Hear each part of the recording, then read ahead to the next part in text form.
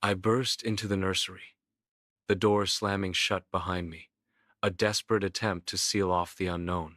My heart hammers against my ribs, a frantic drumbeat against the lingering echo of a haunting lullaby. Reason dissolves into primal fear, an instinct screaming at me to flee from an unseen threat. The air hangs heavy, tainted with an invisible presence, as if something malevolent has taken root within these walls. An oppressive silence descends, broken only by the sound of my ragged breathing, each inhale a reminder of the lurking dread.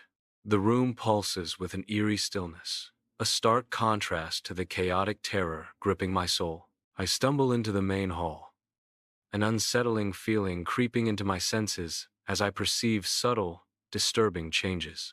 The portraits of my ancestors are now twisted into grotesque visages, their mouths stretched in silent screams, eyes gouged out or filled with dripping black ink.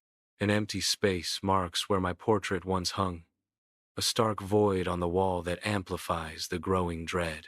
A wave of chilling dread washes over me as the hall's familiar comfort is replaced by an oppressive, unknown terror. In a hallway, a narrow door with a black frame suddenly materializes out of the blank wall. Etched ominously into the dark wood is a chilling warning. What you refuse to see will make itself known. Hesitation hangs heavy as a hand reaches for the glass doorknob. The coldness of the glass stings the skin. The air, thick with a palpable, charged anticipation. I enter a room where mirrors stretch into infinity, each reflecting a subtly distorted version of myself. Some reflections smile with a life of their own, while others flicker, unsettlingly out of sync.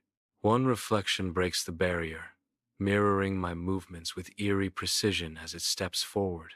The air crackles with an unseen energy as a voice echoes, "The Blackwood blood remembers. You are not the first, but you may be the last."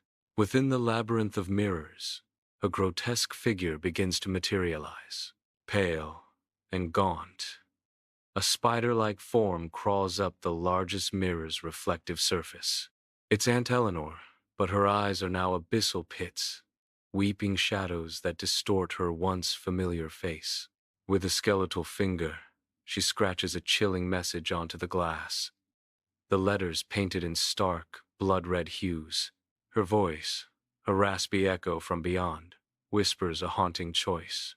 Break the line, or join it.